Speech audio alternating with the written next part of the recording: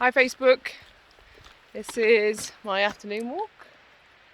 I've driven out to the forest again because my legs hurt and I want an easy walk. And just a little video about trickery. Why is she talking about trickery? Well, when we try and trick our dogs into doing something, and it might be that you're trying to catch them in the garden when they're doing something you don't want to, or you're trying to trick them into the car when they don't like it, or like you're going to give them a treat but you don't, and then you reach out to grab them fast. So you're trying to trick your dog into doing something. If you continue to try and trick your dog into doing something, what will happen is your dog doesn't trust you. And if your dog doesn't trust you, then that's not a good base layer for training. It can regularly happen. I like to use my trickery type catching manoeuvres for dogs that I found on the street that I'm trying to pick up. But to be fair, they're very, very adept at that, because that's probably the reason why they're running around Hexham by themselves anyway, because they've managed to escape. So, actually some sunshine there. So yeah, if we trick our dogs, then the likelihood is that it's going to be harder to catch them. Or let's rephrase that.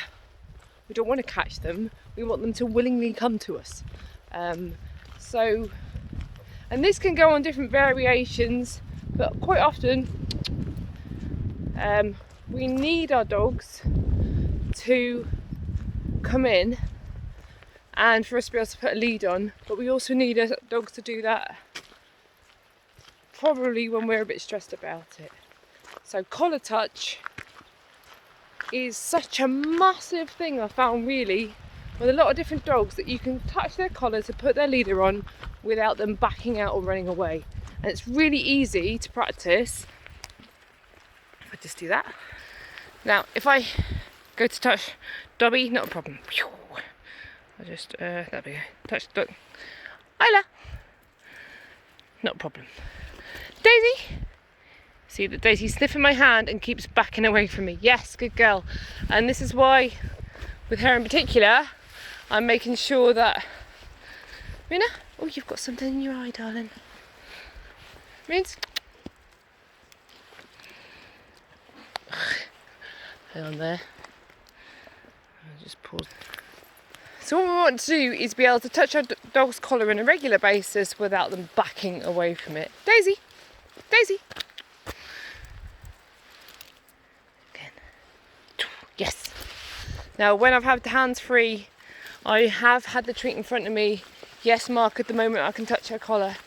I found quite a few times if I really need her, she's backing out, and she's fairly new to us, really, so that's fine. Ruby, with Muna's puppy coat on. Ruby, yes, good girl. Ruby quite often has a harness on as well, so hey, that's it. So be able to touch your dog's collar is so important. Good girl, there we go. And you notice actually when I touched it there, she licked her lips. Moral of the story is, don't trick your dogs. Train your dogs to be okay with different bits and pieces. If you continue to trick them, like you won't come in the house, I'll throw a biscuit in the house and then shut you in, you're not training them to come in.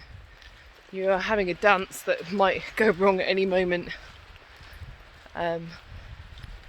So when you find a tricky area, as in something that's a bit problematic, train a simpler version than you would ever think, and then work from there and make it slightly more harder. But don't trick your dogs into doing anything, because you're losing trust.